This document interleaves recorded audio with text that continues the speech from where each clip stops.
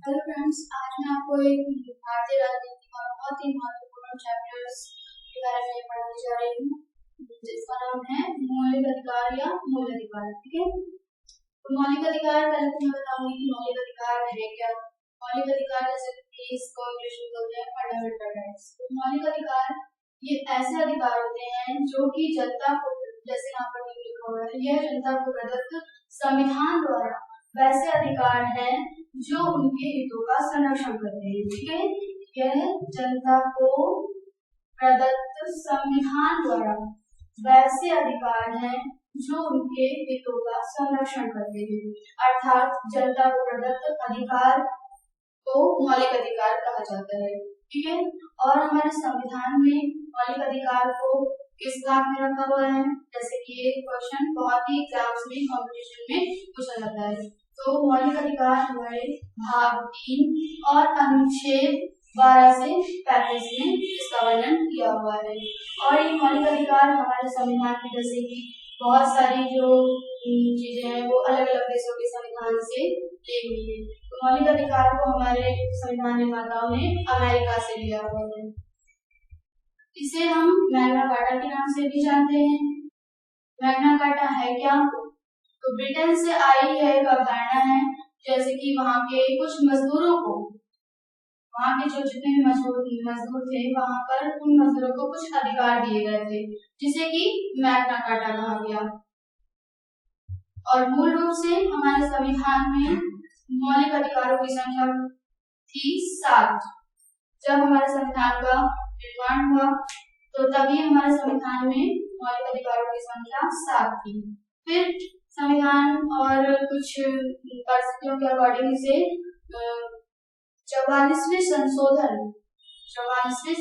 संशोधन 1978 के द्वारा 7वें मौलिक अधिकार को संपत्ति का अधिकार हटा दिया गया। ठीक है, 7वें मौलिक अधिकार संपत्ति के अधिकार को हटा दिया गया और ये संपत्ति का अधिकार को हटाकर इसे एक कानूनी रूप दे दिया गया। तो अब मौलिक अधिकार जो 7वां अधिकार है संपत्ति का अधिकार, उसे मौलिक अधिकार की श्रेणी में न रखकर कानूनी रूप दे दिया गया। और इसी क्रम में वर्तमान में हमें 6 मौलिक अधिकार प्राप्त हैं। और ये 6 मौलिक अधिकार इस प्रकार है। पहला मौलिक अधिकार है समानता या समता। तो इसका वर्णन 14 से 18 अनुच्छेद में किया गया है। फिर आता है नेक्स्ट स्वतंत्रता का अधिकार। स्वतंत्रता का अधिकार है 19 से 22 अनुच्छेद के बीच। और शोषण के विरुद्ध नेक्स्ट 23 से 24 अनुच्छेद। धार्मिक स्वतंत्रता आता है हमारा 25 से 28। एंड सांस्कृतिक एवं शिक्षा संबंधी अधिकार 29 से 30 अनुच्छेद। संवैधानिक उपचारों का अधिकार आता है अनुच्छेद 32 में। और इस संवैधानिक उपचार के संबंध में एक बहुत ही महत्वपूर्ण क्वेश्चन है। डॉक्टर बी आर अम्बेडकर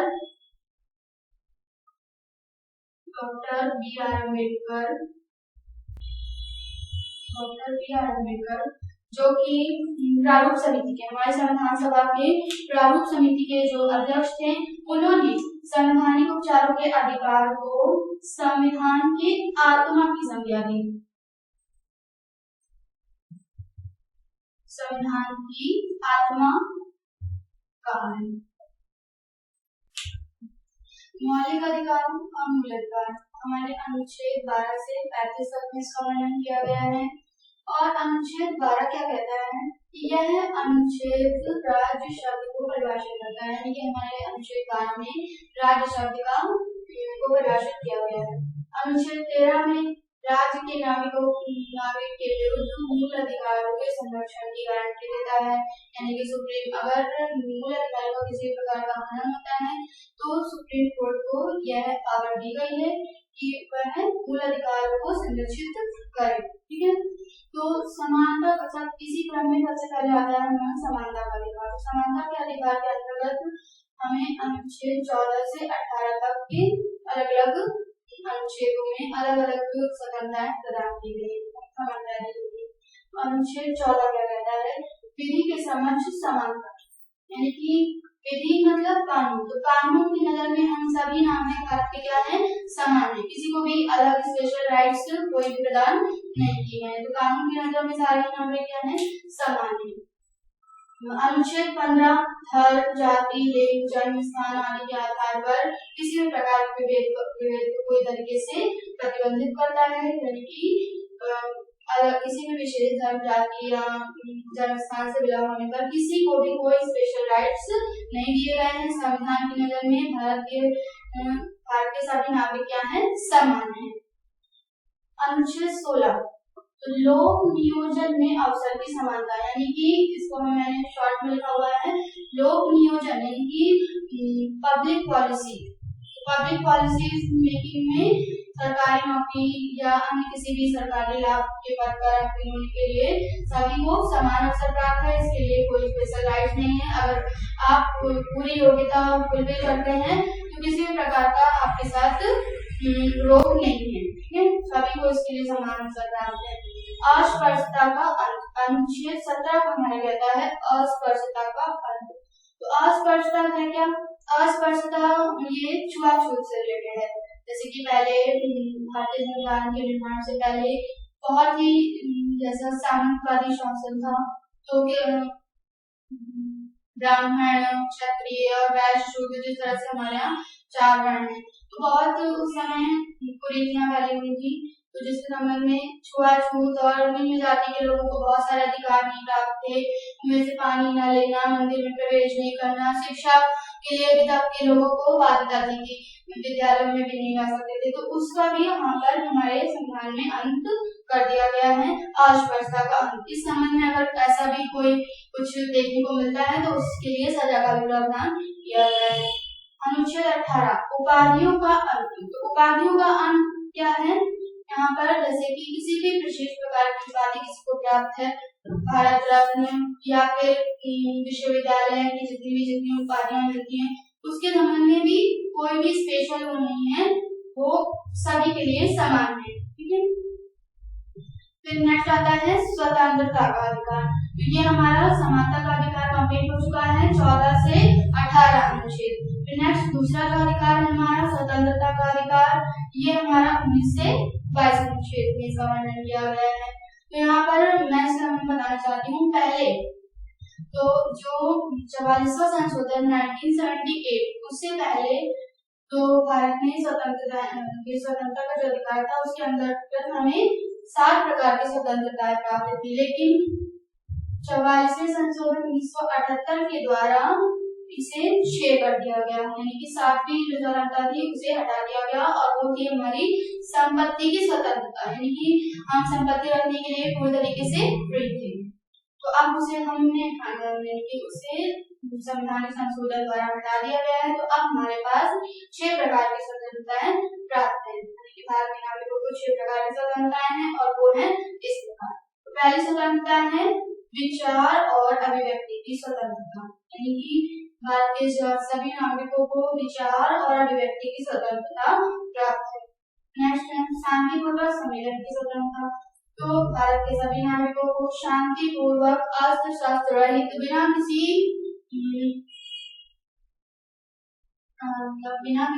ऐसे अव्यवस्था से शांतिपूर्वक सम्मेलन की स्वतंत्रता प्राप्त की गई है।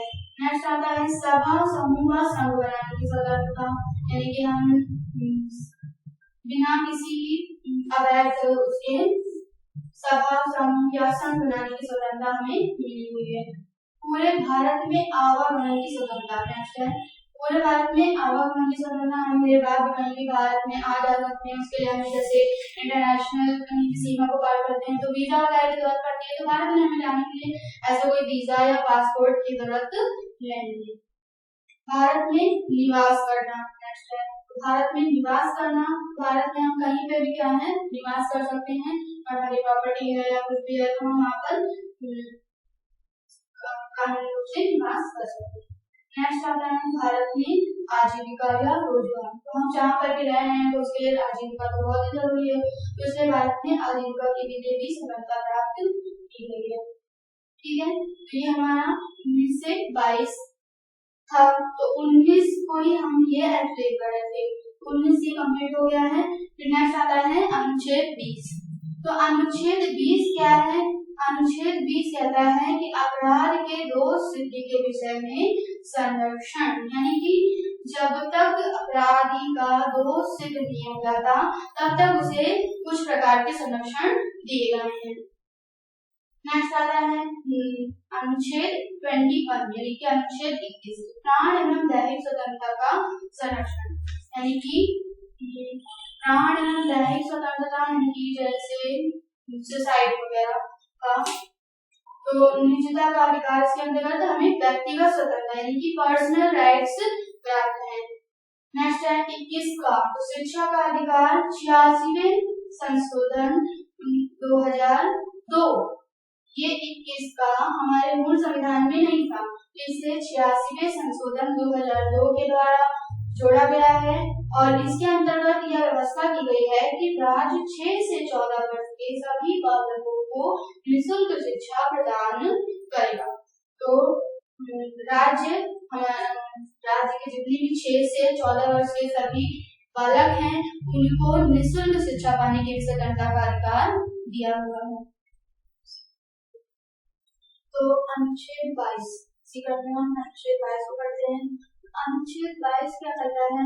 गिरफ्तारी के संबंध में सजा प्राप्त करता है, यानी कि जो बंदी है, बंदी न जाने वाले व्यक्ति को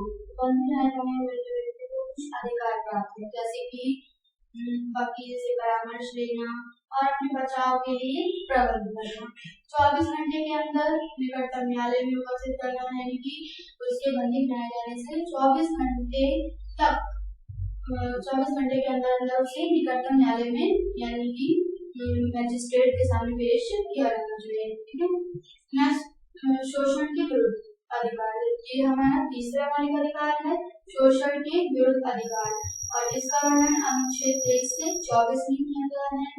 अनुच्छेद 23 का कहता है मानव व्यापार, बाल श्रम, जबरन बंधुआ मजदूरी नहीं करा सकते, यानी कि भारतीय नागरिकों को क्या अधिकार दिया गया है कि मानव व्यापार जैसे शोषण हो रहा है, जैसे मानव व्यापार ह्यूमन ट्रैफिकिंग को लेकर बहुत ही आजकल शोषण हो रहा था, उस समय बाल श्रम यानी कि बच्चों से 14 वर्ष से कम आयु के जो बच्चे हैं इन्हें कारखानों में, होटलों में बहुत देखा होगा आपने, उनसे जबरन काम कराया जाता है। तो ये इनका एक तरीके से शोषण ही है, जिसके लिए हमारी सरकार काम कर रही है, उनको निःशुल्क शिक्षा भी प्रदान कर रही है जिससे कि वह इस तरह के काम न करें। तो बाल श्रम, जबरन बंधुआ मजदूरी नहीं करा सकते। और अनुच्छेद 24 कहता है कि 14 वर्ष से कम उम्र के बच्चों से श्रम न कराना। ठीक है। अनुच्छेद 23 और 24 में ये शोषण के विरुद्ध जो अधिकार प्राप्त है ये इससे संबंधित है। और आता है अनुच्छेद चौथा मौलिक अधिकार। चौथा मौलिक अधिकार है धार्मिक स्वतंत्रता का अधिकार। धार्मिक स्वतंत्रता अनुच्छेद 25 से 28 दे रखी है, यानी कि भारत के सभी नागरिकों को किसी भी धर्म को मानने, उसकी उपासना करने के संबंध में कुछ अधिकार दिए गए हैं। अनुच्छेद 25 कहता है कि सभी नागरिकों को किसी भी धर्म को मानने, आचरण और प्रचार करने की पूर्ण स्वतंत्रता दी गई है। अनुच्छेद 26 कहता है कि धार्मिक प्रवर्तन की स्वतंत्रता, जैसे कि किसी भी धर्म का प्रचार करने का आचरण के लिए तो हमें इसके लिए मैनेजमेंट करना होता है, जैसे कि दान, ट्रस्ट, टेम्पल्स या जितनी भी जो टेम्पल्स की जितनी भी शाखाएं हैं उसे स्थापित करना, तो उसके लिए हमें मैनेजमेंट करना होता है, उसके लिए भी पूर्ण स्वतंत्रता है उनके धर्म के अनुयायियों को। नेक्स्ट आता है अनुच्छेद 27 धार्मिक कार्यों को संपोषित करना, यानी कि जितने भी धार्मिक कार्य हैं उसको संपोषित करने के लिए राज्य कोई भी रिस्ट्रिक्शंस नहीं कर सकता, जैसे कि चंदा देना और किसी भी प्रकार के कर्ज देने, लोन वगैरह के लिए भी ये बाध्य नहीं कर सकते, इसके लिए भी धार्मिक स्वतंत्रता प्राप्त है। अनुच्छेद 28 का कहता है प्रत्येक जनता को यह अधिकार है कि वह धार्मिक शिक्षा, उपासना में उपस्थित होने की स्वतंत्रता, यानी कि किसी प्रकार की भी धार्मिक शिक्षा, उपासना में वह उपस्थित हो सकते हैं, उसके लिए उनसे कोई रोक टोक नहीं है। नेक्स्ट हमारा मौलिक अधिकार आता है फिफ्थ, सांस्कृतिक व शिक्षा संबंधी अधिकार। तो सांस्कृतिक एवं शिक्षा संबंधी अधिकार अनुच्छेद 29 व 30। अनुच्छेद 29 क्या कहते हैं? अल्पसंख्यकों के हितों का संरक्षण, यानी कि अनुच्छेद 29 अल्पसंख्यक यानी कि माइनॉरिटीज जो कि हमारे भारत की जनसंख्या में कम जिनका प्रतिशत होता है उन्हें अल्पसंख्यक कहा जाता है। तो अल्पसंख्यकों के हितों का भी संरक्षण करता है। अनुच्छेद 30 अल्पसंख्यकों को शिक्षा का संरक्षण, यानी कि उनके अलग जो भी मदरसे या फिर जो भी स्कूल्स हैं, मिशनरी स्कूल्स हैं ईसाई धर्म के भी, और जो चर्च में भी शिक्षा वगैरह प्रदान की जाती है, चर्च वाले स्कूल होते हैं, और सब लोगों को अपनी शिक्षा का संरक्षण का अधिकार भी मिला हुआ है। और नेक्स्ट आता है संवैधानिक उपचारों का अधिकार, अनुच्छेद 32, जिसको कि मैंने आपको पहले भी बताया था कि अनुच्छेद 32 ही ऐसा जो अनुच्छेद है जो कि सारे मौलिक अधिकारों को संरक्षित करता है, यानी कि अगर इसे संविधान की आत्मा या इसका हृदय कहा गया है। जिस तरह की बॉडी में हार्ट वर्क नहीं करता तो पूरी बॉडी हार्ट वर्क करना बंद कर देती है, उसी तरह अगर अनुच्छेद 32 नहीं है तो सारे मौलिक अधिकार इस तरह से निष्क्रिय बन जाते हैं। तो अनुच्छेद 32 के तहत ही हमें 5 प्रकार की रिट्स दी गई हैं। इन रिट्स के माध्यम से हम अपने जो मौलिक अधिकार हैं उनके संरक्षण के लिए न्यायालय की शरण प्राप्त कर सकते हैं।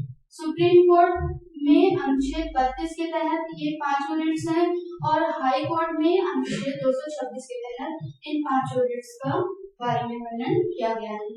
और ये निवारक निरोध जो कि मैंने आपको बताया था कि गिरफ्तारी के संबंध में ये अपवाद था कि शत्रु देश के जो निवासी होंगे, यानी कि शत्रु देश के जो भी निवासी हैं, अगर वो अपराधी होते हैं तो उन्हें इस प्रकार के जो भी अधिकार हैं वो प्राप्त नहीं होते हैं। शत्रु देश के निवासी, और दूसरा निवारक निरोध के संबंधी। तो निवारक निरोध क्या है और ये 5 प्रकार के रिट्स क्या हैं, इसके लिए मैं आपको नेक्स्ट वीडियो में एक्सप्लेन करूंगी। ठीक है, नेक्स्ट वीडियो में इसको मैं अच्छे से